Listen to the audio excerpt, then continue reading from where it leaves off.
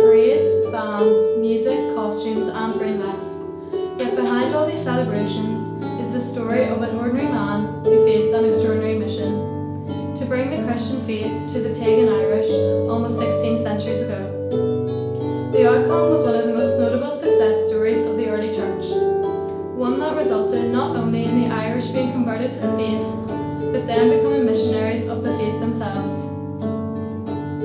Patrick was born in a village in Roman Britain to a Christian family. Despite his father being a deacon, Patrick was not committed to his Christian faith in his youth. It was only when he was captured at 16 that Patrick experienced his own spiritual conversion. Patrick saw his slavery as a punishment from God for his sins, but believed that the Lord had mercy and gave him the opportunity to be forgiven for his sins and convert to Christianity. While in captivity, Patrick worked as a shepherd and strengthened his relationship with God through prayer. After several years, he escaped and returned to his own people.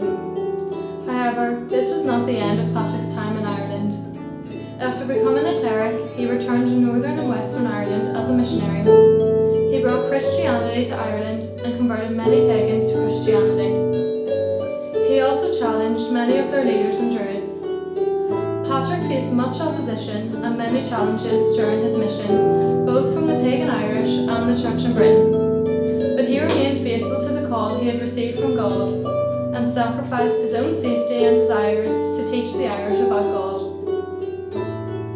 There are many things that we can learn from Patrick. However, today we reflect on his great love and strong desire to preach about God. Even in times of difficulty and challenge, Patrick found trust in God. No matter the opposition, Patrick remained faithful. Therefore, when we think of St. Patrick's Day, we should not only look at the parades, bands, music, costumes and green lights, but should think about the faith that Patrick showed when making known the Father, Son and the Holy Spirit. With this in mind, we will now pray St. Patrick's Prayer.